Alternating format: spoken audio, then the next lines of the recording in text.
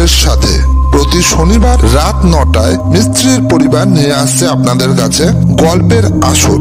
বর্তমানে নবলেখক লেখিকাদের গল্প আপনাদের সামনে তুলে ধরাই আমাদের একটি ছোট্ট প্রয়াস। তাই প্রতি শনিবার রাত 9টায় প্রকাশিত গল্প শুনতে চ্যানেলটিকে সাবস্ক্রাইব করুন এবং বেল আইকনটি প্রেস করুন।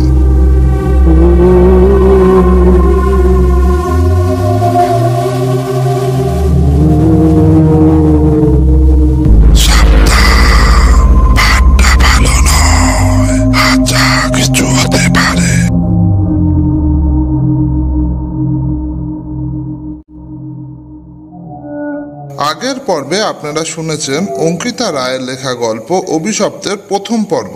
গল্প শুরু ধুবলপুর গ্রাম থেকে, যেখানে আছে পাঠকের বাড়ি, চাষের মাঠ, মেঠো পথ দিয়ে রিক্সা করে বাবা মার সঙ্গে পাঠক পৌঁছয় সেখানে।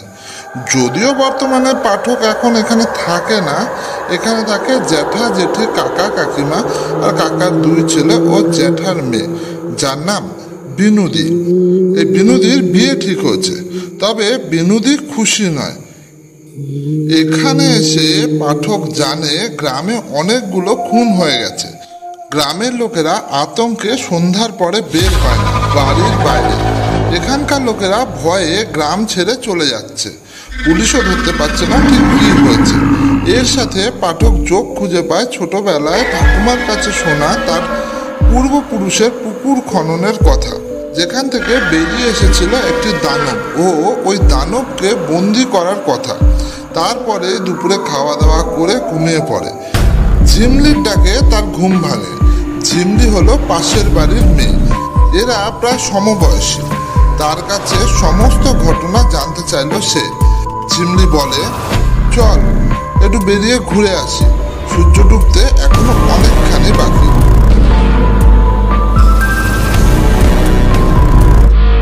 দ্বিতীয় পর্বে আপনারা দেখেছেন ঝিমলি আর পাঠক বাড়ি থেকে বেরিয়ে এসে একটা গাছের তলে বসে। ঝিমলি বিনুদি ও রঘুদার সম্পর্কে সবকিছু জানায়। তারপর বাড়ির দিকে যাওয়ার সময় দেখে রঘুদা পুকুরের দিকে যাচ্ছে। ঝিমলির বারণ করা সত্ত্বেও পাঠক পিছু করে রঘুদার পিছন। পুকুরের কাছাকাছি আসতে রঘুদাকে তারা আর দেখতে পায় না। অন্ধকারের আবছা আলোতে দেখতে পায় আধ পচা লাশ। লাশগুলো দেখে দিক বেদিক শূন্য হয়ে ছুটতে গিয়ে ধাক্কা খায় একজনের সঙ্গে। রঘুদা বলে তাদের বাড়ি চলে যেতে। ভোর রাতে পাঠক দেখে বিনুদি পুকুরের দিকে যাচ্ছে, পিছু নেয় তার। রঘুদার সঙ্গে কথা বলছিল বিনুদি। সকালবেলায় বাড়িতে আসে সৌম্যকান্ত বলে একজন। তিনি পরিচয় দেন তাদের কুলপুরোহিত তার প্রপিতামহ। তিনি তাকে পাঠিয়েছেন। তার আসার কারণ তাদের জানায়। জেঠু বিড়বিড় করে বলে, নিশ্চয়ই এই বাড়িতে কোনো বিপদ আছে। তারপর এর পরবর্তী অংশ শুনুন আজ অভিশপ্তের 3য় পর্ব। তবে গল্প শুরু করার আগে আপনাদের কাছে একটা ছোট্ট অনুরোধ। নবলেখক লেখিকাদের গল্প আপনাদের সামনে তুলে ধরা আমাদের মিছরি পরিবারের একটি ছোট্ট প্রয়াস। তাই তাদের উৎসাহ দিতে আপনারা লিখতে পারেন কেমন লাগছে আপনাদের, যাতে পরবর্তী সময় উৎসাহিত হয়ে তাদের কলম থেকে বেরিয়ে আসে আরও সুন্দর সুন্দর লেখা। আমরা পেতে পারি এই প্রজন্মের আরও কিছু ভালো লেখক। আর আমাদের মিছরি পরিবারের সাথে যুক্ত হতে চ্যানেলটিকে সাবস্ক্রাইব করুন। পরবর্তী গল্পের নোটিফিকেশন পেতে বেল আইকনটি ক্লিক করুন। শুরু হচ্ছে আজকের গল্প আসরের গল্প অভিশপ্তের 3য় পর্ব।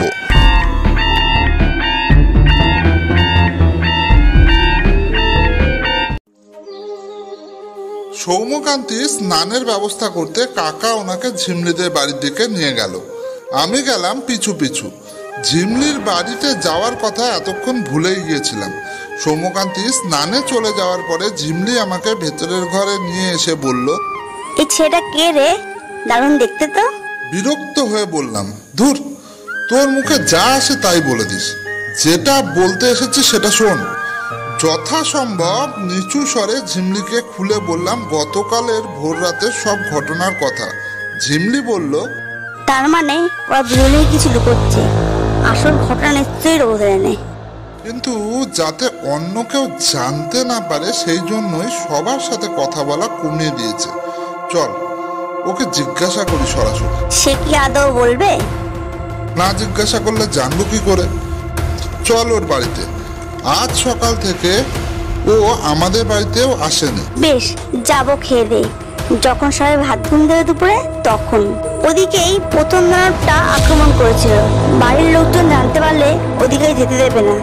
তারপরে সৌম্যকান্তির এখানে আসার উদ্দেশ্যটা ওকে জানালাম। সব শুনে এবার আরো অবাক হলো ঝিমলি। বলল, দাঁড়া, আমি চট করে স্নানটা সেরে আসছি। তারপর খাওয়া সেরেই রঘুদার সঙ্গে কথা বলতে যাবো। ঝিমলি আলনার থেকে জামা কাপড় নিচ্ছিল, এমন সময় সৌম্যকান্তি স্নান সেরে বেরিয়ে এলো। এত পরিপাটি করে ধুতি পরতে আমি এর আগে কাউকে দেখিনি। ঝিমলি আমার দিকে তাকিয়ে মুচকি হেসে স্নানের ঘরের দিকে চলে গেল। সৌম্যকান্তি কাকার দিকে তাকিয়ে বলল, যজ্ঞর জন্য এখনো সময় আছে, আপনারা স্নান খাওয়া করে আসুন, তারপর পুকুরের দিকে যাব। যাওয়ার আগে কাকা বোধহয় একবার ডাকলো আমায়, খেয়াল করিনি। ঠিক সামনের চেয়ারে বসেছিল সৌম্যকান্তি। আপনিও তাহলে আপনার ঠাকুরদার মতনই পৌরোহিত্য করেন? সে হাসলো। না না, আমি পুরোহিত নই, আমার ঠাকুরদাও ছিল না, বড় ঠাকুরদা ছিলেন। হ্যাঁ, আমি ওনার কথাই বলছিলাম। আপনি পুরোহিত নন, তাহলে যজ্ঞ করবেন কি করে? স্মিত হেসে বললেন, পুরোহিত না হলে বোধহয় যজ্ঞ করা চলে না বুঝি? না মানে আমি সেটা বলতে চাইনি। বুঝেছি, আমার ঠাকুরদা, বাবা এবং আমি পেশাগত পৌরোহিত্য করিনি, তবে আমার ওতে আগ্রহ ছিল ছোটবেলা থেকে। সে নাকি জন্মের সময় বড় ঠাকুরদার গুরুদেব স্বপ্নাদাস দিয়ে বলেছিল তার অসম্পূর্ণ কাজগুলো সম্পূর্ণ করার জন্যই আমার জন্ম। একটা দীর্ঘশ্বাস ফেলে সে বলল, উনি আমার আগ্রহ দেখে অনেক কিছুই শিখিয়েছিলেন, তবে শেখা তো এখনো অনেক বাকি। এখন আমি একটা কোচিং সেন্টারে যুক্ত হয়েছি। শিক্ষকতাই আমার পেশা। ওখানে 6 মাসের একটা কোর্স, 6 মাস ওখানেই পড়াই, আর বাকি 6 মাস ঘুরে বেড়াই জ্ঞান অর্জনের জন্য। ও আচ্ছা, তার মানে আপনি মাস্টার মশাই। আমি তো ভেবেছিলাম সাধক মানুষ। কেন, সাধনা কি সংসারে থেকে করা যায় না? একাগ্র মনে নিজের কাজ করে যাওয়াটাও তো সাধনা। এবার কি বলবো বুঝতে পারছি না। সাধনা নিয়ে কথা তোলাটা বোধহয় উচিত হয়নি। আমাকে হতবুদ্ধির মতন দাঁড়িয়ে থাকতে দেখে সে হেসে বলল, এত চিন্তা হওয়ার কিছু নেই, আমি সত্যি সাধক টাধক নই, আমি নিতান্ত সাধারণ। এই যে কি একটা বললেন মাস্টার মশাই, এই গ্রামটাকে আবার আগের মতন কোনোদিনও হবে? চেষ্টা করতেই তো এসেছি। এমন সময় ঝিমলি বেরিয়ে এলো স্নানের ঘর থেকে। আমাকে বলল, তুই খেতে যাসনি? কাকা ডাকলো যে। ঝিমলি বলার পর খেয়াল হলো, ছুটতে খেতে গেলাম। ঘরে ঢোকার সময় শুনলাম বাবা জেঠুকে বলছে, এখন এসব কিছু বলিস না, ও মন মরা হয়ে পড়বে। সৌম্যকান্তিকে নিয়ে আর কোনো আলোচনা হয়নি বাড়িতে। খাওয়া দাওয়া সেরে রঘুদার বাড়ির দিকে হাঁটা দিলাম। ওদিকে বাবা কাকার সাথে সৌম্যকান্তিকে নিয়ে গেছে পুকুরের দিকে, যজ্ঞ শুরু করবে। ঝিমলির সঙ্গে হাঁটছিলাম। হাটের বাদিকে রাস্তা ঘুরে গেছে, এদিকের পথটাও মেঠো, দুপাশে ঘাস গজিয়েছে। আরেকটু হেঁটেই পৌঁছে গেলাম কুমোর পাড়াতে। এই পাড়াতেই রঘুদার বাড়ি। ঝিমলি আগে কখনো রঘুদার বাড়িতে আসেনি, তবে চিনত। এখানে পরপর মাটির বাড়ি, কোনোটার খড়ের চাল, কোনোটার টালি। বাড়িগুলো কয়েক মাস ধরে পরিত্যক্ত, তা দেখেই বোঝা যাচ্ছে। উঠোনের ওপর থেকে বয়ে যাওয়া বাতাস হাহাকার করছে। একটু থতমত খেয়ে বললাম, এই ঝিমলি, কোন দিকে নিয়ে এলি বলতো? দেখে তো মনে হচ্ছে না এ পাড়াতে কেউ থাকে। ঝিমলি বলল, রঘুদার মা বাবা খুন হওয়ার পরেই ও পাড়াটা ফাঁকা হয়ে গেছে। দুটো বাড়ির ছেড়ে খুন হলে ভয় হওয়ার স্বাভাবিক। এই জন্যই এদিকে লুকিয়ে আসতে হলো। এ পাড়ায় আসার পর মনে পড়লো কাকু সেদিন বাবাকে বলছিল সবাই গ্রাম ছেড়ে দিচ্ছে। তার মানে পুরো গ্রামটার অবস্থা এরকম হয়ে যাবে, খা খা করবে। ছোট্টবেলার স্মৃতিগুলো, মনটা খারাপ হয়ে গেল। সেই মন খারাপের দুপুরে সৌম্যকান্তির আশ্বাস মানে ক্ষণিক হিমেল বাতাসের মতন স্বস্তি এনে দিল। তার সাধনা বা যোগ্যতা সম্পর্কে কোনো ধারণা নেই আমার, তবু মন বলছে তাকে বিশ্বাস করা যায়। দেখলাম ঝিমলি সামনে এগিয়ে গিয়ে একটা বাড়ির কাছে গিয়ে দাঁড়িয়েছে, তারপর ডাক দিল, রঘুদা, ও রঘুদা। তারপর আমার দিকে তাকিয়ে বলল, মনে হয় রঘুদা এখন বাড়ি নেই, চল পরে আসবো। দরজা কি বন্ধ? না, সদর দরজা খোলা আছে, ভিতরের দরজাটা বন্ধ। এখানে এসে গেছি যখন কিছুক্ষণ অপেক্ষা করি চল। মনে মনে একটু খটকা লাগলো, রঘুদা গেল কোথায়? সকাল থেকে ওই বাড়িতেও আসেনি, ওখানেও নেই। বন্ধ ঘরের দাওয়াতে বসে ঝিমলিকে জিজ্ঞাসা করলাম, ঠিক বাড়িতে এসেছিস তো? হ্যাঁ রে, আমি চিনি। আগেই বাড়িটা কখন ঢুকিনি, কিন্তু এপারে কত এসেছি। রাঘব দাসের বাড়ি সবাই চিনত। চুপ করে কিছুক্ষণ এদিক ওদিক দেখছিলাম, এমন সময় চোখে পড়ল টালির চাল থেকে ঝুলন্ত শিকের দিকে বেশ কিছু বইপত্র আছে তার মধ্যে। উঠে এসে গেলাম তার কাছে, কয়েকটা বই বের করে আনলাম। ইম্পর্টেন্ট লাইনগুলো সব হাইলাইট করা, লাইনের তলায় পেন্সিলের দাগ দিয়ে পড়তো। আর কয়েকটা বই বার করার পরেই বেরিয়ে এলো একটা ডায়েরি। ডায়েরির প্রথম দিকে লেখা আছে বেশ কিছু প্রেমের কবিতা, তারপরে বিনোদীর নাম। ওটা দেখে আগ্রহ আরো বেড়ে গেল। অন্যের ডায়েরি পড়া অনুচিত জেনেও পড়তে শুরু করলাম। আমার আগ্রহ দেখে ঝিমলি এগিয়ে এলো, ডায়েরিটা একটু টেনে আমার সাথে পড়তে শুরু করলো। ডায়েরিতে বর্ণনা করা আছে রঘুদার অনুভূতি, বিনোদীকে না বলতে পারা কিছু কথা।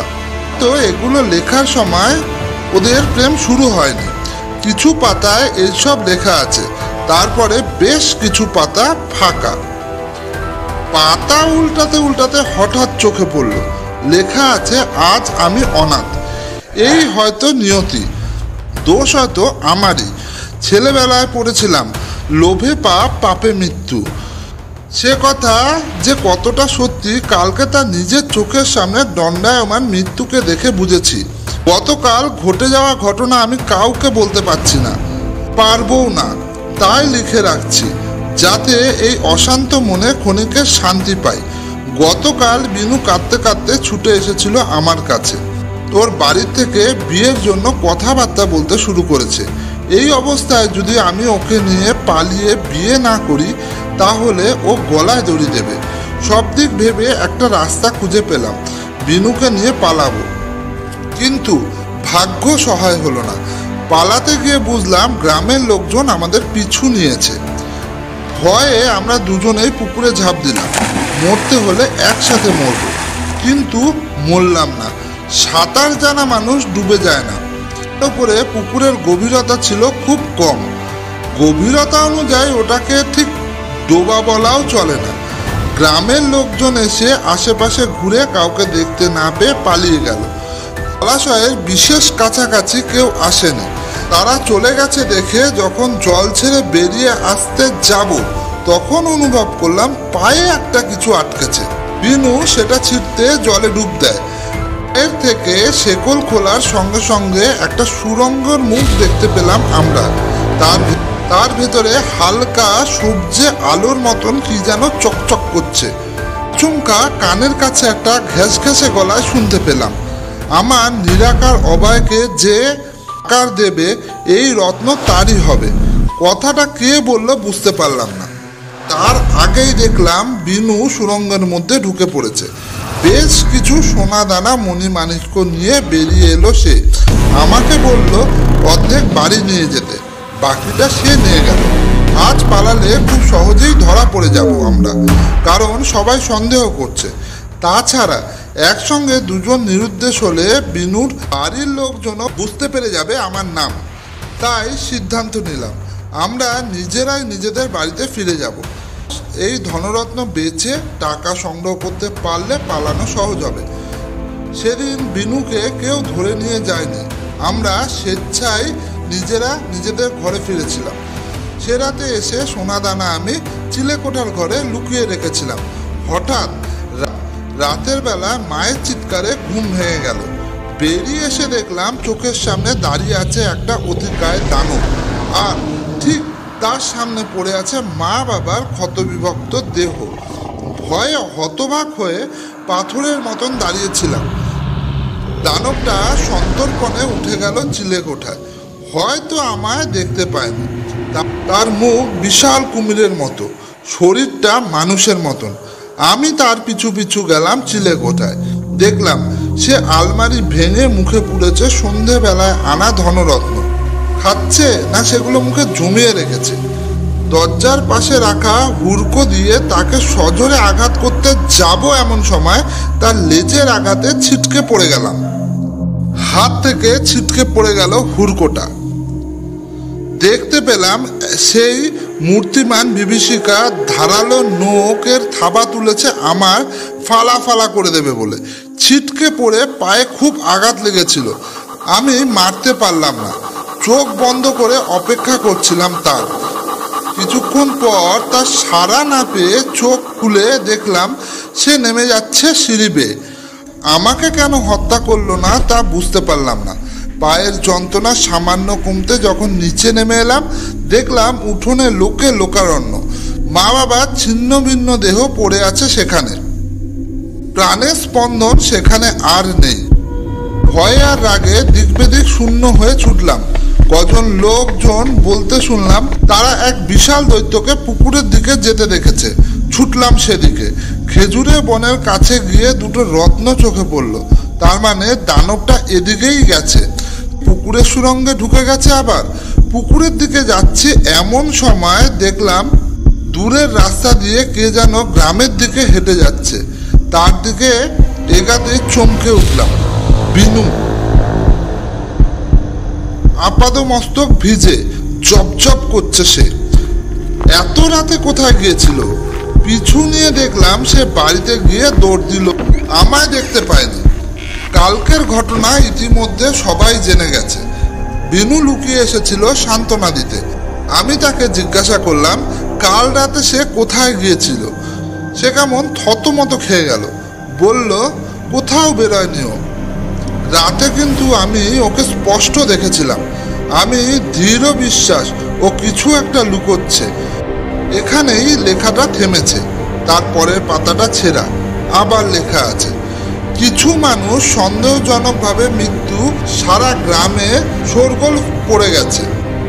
ঠিক যেভাবে মৃত্যু হয়েছিল আমার বাবা মার, সবার মুখে মুখে ঘুরছে গ্রামে সেই পুরনো গল্প। সেই দানব যে পুকুর খননের সময় বেরিয়ে এসেছিল। আমাদের ভুলের কারণে আজ এত মানুষের দুর্দশা। বিনু বার কয়েক এসেছিল আমার কাছে বলতে সে কি সমস্ত অদ্ভুত স্বপ্ন দেখতে পাচ্ছে আজকাল। মাঝে মাঝে স্বপ্ন দেখে রাতের অন্ধকারে গ্রামে ঘুরতে বেড়াচ্ছে সে। ওর কথাগুলো ঠিক বিশ্বাসযোগ্য মনে হলো না। সেই রাতের পর থেকে আমার আর কারো সাথে কথা বলতে ইচ্ছা করছে না। কাউকে বিশ্বাস করতে ইচ্ছা করছে না। মনে মনে একটা সন্দেহ ঢুকে গেছে। ওই দানবটার সঙ্গে বিনুর একটা সংযোগ আছে। সেই দিন দেখলাম বিনুর মা ঘরে বসে পান সাজছিল। হঠাৎ বিনু পাগলের মতন গিয়ে হাত থেকে পানটা কেড়ে নিল। সাথে সাথে পানের বাটার মধ্যে থাকা পানগুলো ছিঁড়ে কুচি কুচি করে রাস্তায় ফেলে দিল। এই রাতে ঘটলো একটা অদ্ভুত ঘটনা। কাছের একটা পানের দোকানে আক্রমণ করেছিল সেই প্রাণীটা। তারপরের দিন স্টেশনের কাছে যে পানের দোকান ছিল সেখানে সবাই পান খাওয়া বন্ধ করে দিল। বিনুর বাড়ির সবাই ভাবলো বিনু বোধহয় বিপদের আন্দাজ করেই পানগুলো ফেলে দিয়েছিল। কিন্তু আমার মন তা বলছে না। আমি নিশ্চিত বিনুর সঙ্গে এই ঘটনা কোনো যোগাযোগ আছে। দানবটাকে পেলে আমার মা বাবার মৃত্যুর প্রতিশোধ নেব। এত অবধি পরেই বাইরে শুনতে পেলাম চেনা গলার স্বর। ঝিমলি আমাকে টেনে নিয়ে উঠানের পাশের চৌবাচ্চার পিছনে গিয়ে লুকোলো। ঠিক সময় লুকিয়েছিলাম। তখন ওই রঘুদার ঘরে এসে ঢুকলো বাবা আর কাকা। তাদের কাঁধে ভর দিয়ে কোনো রকম যাচ্ছে রঘুদা। বাবা কাকা তাকে ধরাধরি করে দাওয়ার ওপরে বসালো। চোখে মুখে জল দিল। দাওয়াতে ঝোলানো হাত পাখা দিয়ে খানিকক্ষণ হাওয়া করলো কাকা।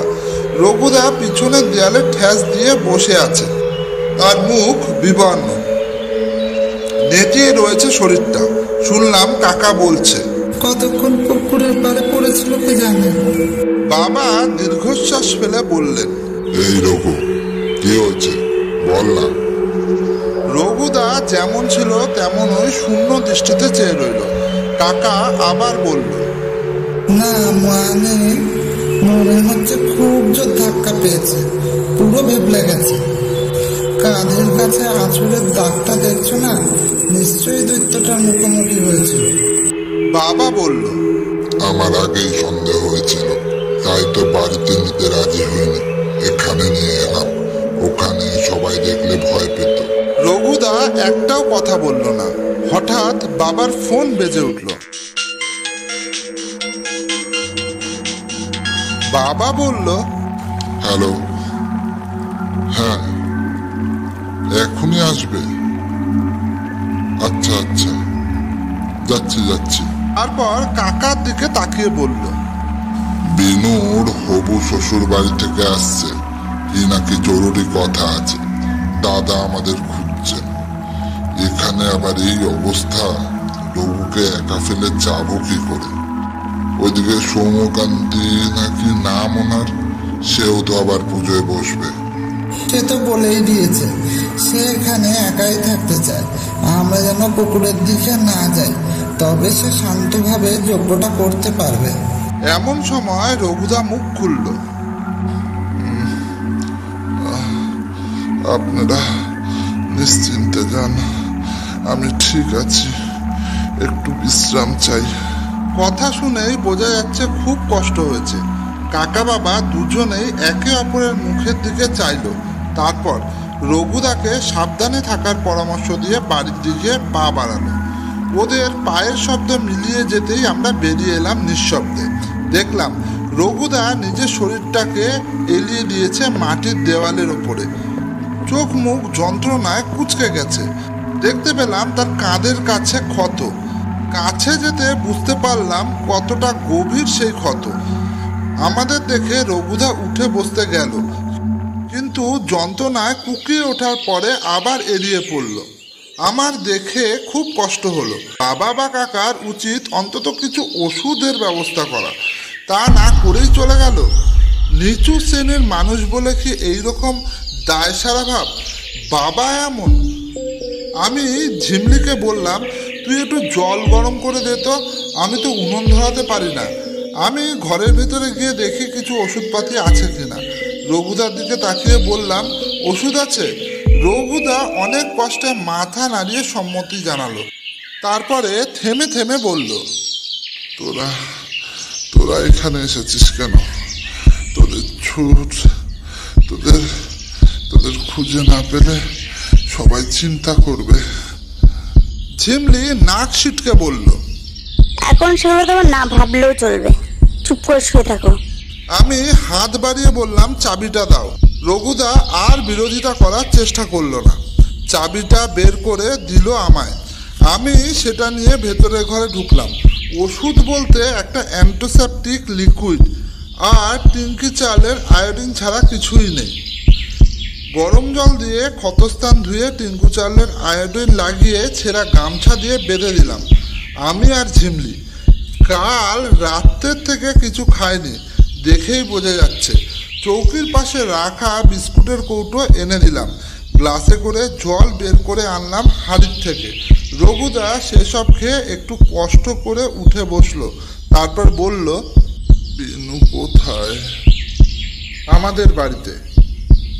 আমাদের যেতে হবে, সেনবাড়িতে যেতে হবে। ঝিমলি বলল, এখন তোমার বিশ্রামের প্রয়োজন, এখন তুমি ওখানে যাবে কি করে? তাছাড়া শুনলেই তো তুমি ওখানে গেলে সবাই চিন্তায় পড়ে যাবে। রঘুদা নিচু স্বরে বলল, নজর রাখতে হবে বিনুর ওপরে। বিনুই আসলে। আমি চমকে উঠলাম, বিনুদি আসলে? রঘুদা দীর্ঘশ্বাস ফেলল, তার চোখের কোণে জল চিকচিক করে উঠল। আমাদের লুকিয়ে সে চোখের জল মুছল। আমি সন্দেহ করেছিলাম, কিন্তু তা যে সত্যি হবে তা কোনোদিনও ভাবিনি। আমি অজান্তে নিজের মনেই বলে উঠলাম, তার মানে বিনুদির সঙ্গে নদীর ওই দানবের কিছু যোগাযোগ আছে। দেখলাম রঘুদা ভুরু কুচকে আমার দিকে তাকিয়ে আছে। অন্যায় হয়েছে বুঝতে পেরে বললাম, ক্ষমা করে দিও দাদা, আমি যখন এখানে এসে পৌঁছেছি তখন ঘরে কেউ ছিল না, তোমার ডায়েরি পড়েছিলাম, তাই ভুল করে মুখ থেকে বেরিয়ে গেছে। রঘুদা শান্ত গলায় বলল, ওরে যখন ফেলেছিস তখন ভালোই করেছিস। আমাকে তোদের বাড়ি নিয়ে চল, রাস্তায় যেতে যেতে সব বলছি। বেশ কিছুটা অপরাধ বোধ নিয়ে আমি আর ঝিমলি বিনুদাকে তুলে ধরে দাঁড় করালাম। বুঝলাম পায়ে আঘাত পেয়েছে ভালোই। খুঁড়িয়ে খুঁড়িয়ে বাড়ি থেকে বেরিয়ে বিনুদা মুখ খুলল। কাউকে এই কথা বলতে পারছি না, কেউ বিশ্বাস করতো না। তোরা ডায়েরি পড়ে ফেলেছিস তাই বলছি, আমার ভুল বুঝিস না। আমি এক বর্ণ মিথ্যা কথা বলছি না। ঝিমলি বলল, কি হয়েছে বলো। বাবা মা চলে যাওয়ার কিছু পর থেকেই প্রতিশোধের নেশায় বসে থাকতাম ওই পুকুর পাড়ে রাত বিরতে, কিন্তু একদিনও সেই দৈত্যটাকে দেখতে পেলাম না। ভাবলাম কেউ আছে, এটা জেনে বোধহয় ও খুনোখুনি কমিয়ে দিয়েছে, হয়তো ভয় পেয়েছে। মনে হলো এখানে পাহারা দিলে মানুষের উপরে হামলা আক্রমণ কমে যাবে। তারপর থেকেই এর জন্যই কাল রাতে তুমি ওখানে গিয়েছিলে? হ্যাঁ, কিন্তু কাল প্রথমে তোরা ওদিকে চলে এলি, মন তখনই বলছিল কোনো অঘটন ঘটবে। হঠাৎ বিনু বলল, আমি যদি ওর সাথে না যাই তবে ও একাই পালাবে। অত রাতে এই বিপদের সময় ওকে একা একা যেতে দেব কি করে? অন্যদিকে মন বলছে ওই ধনরত্নের জন্যই এত বিপদ, ওগুলোর জন্যই মা বাবা প্রচন্ড রাগ হলো, বুঝলি তো। ওর হাত থেকে কেড়ে নিলাম পুটলিটা, আর তখনই বলতে বলতে থেমে গেল রঘুদা। হাঁপাতে হাঁপাতে বলল, এখানে একটু বসি, পায়ে লাগছে তাই একটানা হাঁটতে পারছি না। পথের ধারে ছোট্ট একটা ভাঙা বেদি, সেখানেই বসলো রঘুদা। বিকেল হয়ে গেছে। আমাদের তখন আগ্রহ এবং চিন্তার বস্তু একটাই। রঘুদা বসতেই একসঙ্গে প্রশ্ন করলাম, তারপর কি হলো? দেখলাম বিনু কেমন যেন বদলে যাচ্ছে রে, ওর সারা শরীরটা বদলে গেল, জামা কাপড় ছিঁড়ে গেছে। রঘুদার কথা শেষ করার পরে আঁতকে উঠলাম। বললাম, না না, তা কি করে সম্ভব? এমন কেউ বদলে যেতে পারে নাকি? রঘুদা এবার নিজের কষ্ট করে উঠে দাঁড়ালো। এই জন্যই তো বলেছিলাম তোরা বিশ্বাস করবি না। তোরা কেন, আমার নিজেরই অবিশ্বাস মনে হচ্ছে। যদিও সন্দেহ একটা হয়েছিল, তবে এমন ঘটনা বাস্তবে ঘটতে পারে তা ভাবিনি। রাস্তা থেকে একটা লাঠি তুলে তাতে ভর দিয়ে দাঁড়ালো রঘুদা। তারপর ও তার থাবা তুলে আমার দিকে একটা প্রচন্ড ঝোরে ধাক্কা দেয়, অসম্ভব জোর ওর গায়ে। রত্নের পুটলাটা হাত থেকে ছিটকে একদিকে পড়ল, অন্যদিকে আমি ছিটকে গেলাম খেজুর গাছের গোড়ায়। পায়ে জোর আঘাত লেগেছে। দেখলাম পুটলিটা তুলে সোজা ঝাঁপ দিল জলাশয়। কিছুক্ষণ সব চুপচাপ। অর্ধচেতন অবস্থায় দেখলাম বিনু উঠে এলো জলাশয় থেকে, আমার দিকে চোখ পড়তেই কান্নায় ভেঙে পড়ল, ছুটতে বেরিয়ে গেল সেখান থেকে। আমি এতক্ষণে বুঝতে পারলাম বিনোদী কাল রাতে ফিরে জামা কাপড় বদলেছিল কেন। ছিঁড়ে গেছিল বলেই। রঘুদা মিথ্যা বলছে না, তার মানে ব্যাপারটা সত্যি, ভীষণ সাংঘাতিক। তাহলে আমি যার সাথে গোটা রাত কাটিয়েছি সেই বিনোদী দৈত্য। যদি দৈত্যটা বিনোদীর রূপ নিয়ে থাকে, ভয়ে গা শিউরে উঠল। রঘুদা লাঠিতে ভর দিয়ে হাঁটতে শুরু করলো। হাঁটতে হাঁটতে বলল,